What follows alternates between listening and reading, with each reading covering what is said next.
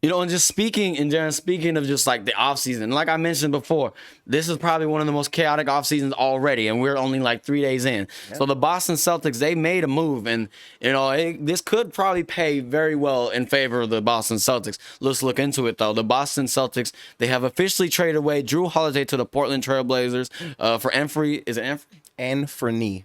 Anfernee, Simmons, and 2 second-round picks. Now, when I look at this, you know, like I said, this is a pretty interesting trade, honestly. And I totally forgot.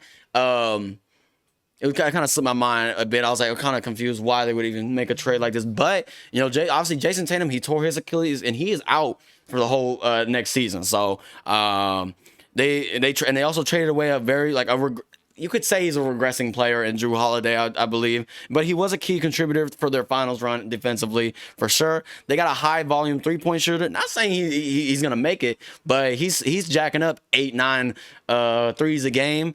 So that's, you know, that with some growing pains in Simmons for sure. Like I said, in that offense with the Boston Celtics, I believe, you know, that could probably build his confidence, and you know, not have that pressure on him of being the number one guy. Maybe not even the number two guy, but maybe he might have to step up to be the number two guy with Jaylen Brown as well. Mm-hmm. So, Jaron, I kind of want to, you know, see how you feel about this, you know, this trade so far for both teams, for both sides. I mean, for the Celtics, it's a great trade. Like you said, no Jason Tatum. He's coming into his last year of his 4-year, $100 million contract, Simons is. So you give him the opportunity to go out there. He's probably going to have a green light and just show what he can do. Mm-hmm. If they're able to be as productive as last year or anywhere near the production they got last year, they'll probably re-sign him to a long-term deal.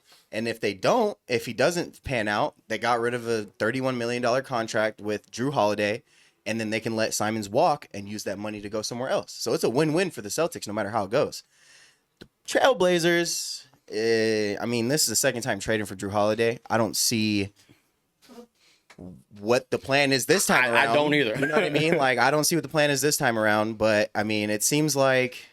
Although, I feel like, not to cut you off, but I think they got it's an immediate impact for Portland because regardless, no matter how you want to view Jrue Holiday, if you think he's regressing, you know, his defense like prowess there it's still there. Like he's still one of the best defenders in the league. Yes. Like regardless, you're gonna get a great defender in Jrue Holiday. And what we were talking about earlier, they got for Scoot, probably helped develop Scoot and stuff like that. Right. What else? You know, what else do you got? That was what I was gonna lead into. You know, it's seems like more of like a mentor type thing for Scoot, possibly even Shaedon Sharpe, kind of show that you can be an elite two-way, because Jrue Holiday at his prime could give you 20 points and get 2 to 3 steals a game. Yes, easily. indeed.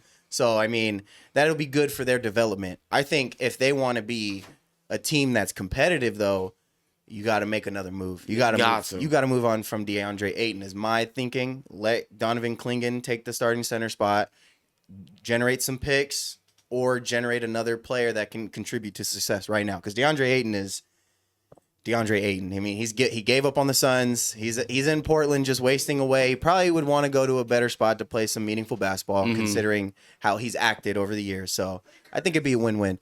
That would be a great trade. I don't like his attitude, but if he was on the Lakers, I can't lie, that would be. I feel like Lakers fans. I feel like for the past maybe 2 or 3 years they've been begging for a big. Yeah. Or maybe longer. I mean, correct me if I'm wrong. People like to call us fucking delusional. Oh, you guys think you're gonna trade for everybody? Motherfucker, we traded for AD.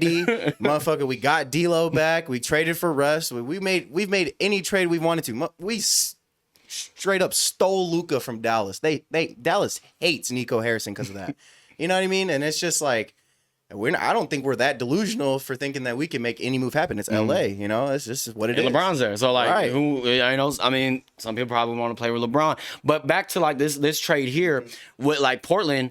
Like I said, I don't think they got necessarily any much better. They're still like a lottery team, I think. I mean, the West is so top heavy. Mm-hmm. You know, you got the power, like you got Houston, you got the Lakers, you got, obviously the champs in the OKC, you got the Nuggets, Clippers. Like you got a lot of teams out there in the West, so it's like I don't know. I don't know. That's not the piece that's gonna really send them to even a play-in team by any stretch or means. But there's potential there, and like you said, they can still possibly gather some more picks and find hopefully they can find another generational guy within these lottery picks. Maybe they get lucky and hopefully they can get a first overall pick for sure in these upcoming lotteries in the next couple of years. But it's just like I said, it's just so top heavy. There's too much firepower. I guess in the West, what is it? They have like at least damn near 2 to 3 superstars on each team at this point. You know what I'm saying? And I don't think Portland really has. They don't have that guy. I mean, they have some guys, but you don't know how they're gonna pan out to be because one, they're still pretty young of a team. So there are about 12 dangerous teams in the West as I look at the standings and who is all there. Because I mean, once the Spurs get healthy, they were the 13th seed. They would have been in the play-in. You still got the Kings, the Grizzlies, the Warriors. You get Steph and Jimmy for a full year. They can probably produce more than 48 wins. Yeah, I mean, if I'm Jrue Holiday, I'd be kind of pissed, actually, now that I'm thinking about it. like the back half of his career is going to be just in, good old Portland, you know what I'm saying? And He got 2 rings, though. He do, so, I mean, he can kind of just sit back and play that mentor role for sure. And then if we look at Boston, I mean, I think, like I said, they, even without Jason Tatum, I think they got a little bit stronger in that sense. No, I don't know if you want to chime in on something real quick. No, just sometimes the job of an NBA player isn't always just to win championships because like you see CP3, he goes to OKC, he leads them to the playoffs, but he wasn't really expected to do that. He was kind of just wasted off. And then now his role is to be like not necessarily he was there for Stephon Castle for the Spurs. So like I think Jrue Holiday's role is just changing in the league. That's what a lot of the older players are doing now. Like some people are calling them washed because like, oh, this doesn't move the needle. Like they're not going to win a championship anytime soon. It's not always about that. Sometimes it's about actually like rebuilding because rebuilding isn't always about getting draft picks. Yeah. It's not. Yeah, you have to mold these players into players that you would want to keep around in the next 5-10 years. I think that's what they're going to do. Like you said, I think that's what they're going to do with Scoot Henderson because he kind of plays like Jrue Holiday too. He likes to pass. He likes to play defense and can't really shoot, but the potential is there. The potential is there. Yeah, for sure. There's potential for him. So.